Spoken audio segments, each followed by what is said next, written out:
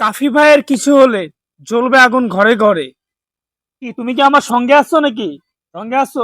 আচ্ছা থাকো। পুষ। হ্যাঁ, তুমি সঙ্গ দিও, মাঝে মধ্যে সঙ্গ দিও। এই যে কাফি ভাইয়ের বাড়িতে আগুন দেওয়া হয়েছে, খুবই দুঃখজনক, ন্যাক্কারজনক এবং খুবই খারাপ একটা কাজ হচ্ছে। মানুষ গৃহে বসবাস করে, সে গৃহে কিন্তু বৃদ্ধ থাকে, বাচ্চা থাকে এবং মধ্যবয়সী সবাই থাকে, মা বাবা থাকে। তাদের দোষটা কি?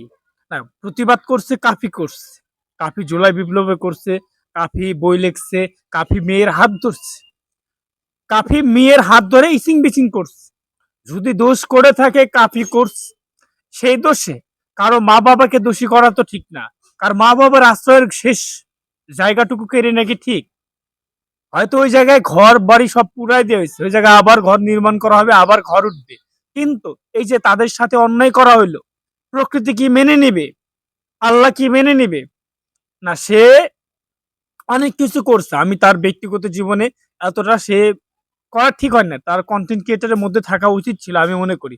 যে সে শুধুমাত্র কন্টেন্ট বানাবে। বই লেখা তার ব্যক্তিগত বিষয়।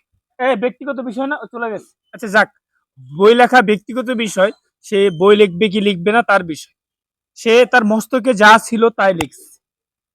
এখন এই যে দেখেন, সে 7 দিনের একটা আলটিমেটাম দিচ্ছে। 7 দিনের মধ্যে কি আদৌ সম্ভব আসামিদের ধরা? 7 দিনের মধ্যে সম্ভব? 7 দিনের মধ্যে যদি না সম্ভব হয়, সে রাজপথে নামবে। রাজপথে নেমে সে কি করতে পারবে? সে নিজেই বিপ্লবী সরকার হবে। সে নিজেই মানে নিজেই হয়ে যাবে। সে নিজেই হলে তাকে কেউ মানবে? কিন্তু তার সাথে যেটা হয়েছে, বর্তমানে যেটা হয়েছে, একটা অন্যায় কাজ করেছে সে। আসলে বইমেলাতে যা যা হয়েছে তার জন্য ক্ষমা চাইছে, সরি বলছে, সে আত্মউপলব্ধি হয়েছে। এবং সে লাস্ট পর্যন্ত অনেক হ্যারাসমেন্ট পর্যন্ত হচ্ছিল, কিন্তু কিন্তু তার সাথে সত্যি অন্যায় করা হয়েছে, তার সাথে ইনসাল্ট করা হয়েছে। এটাতে আমি তার পক্ষে, এটা তার সাথে আছে। আমি একজন কন্টেন্ট ক্রিয়েটর হিসেবে আমি তার সহযোদ্ধা।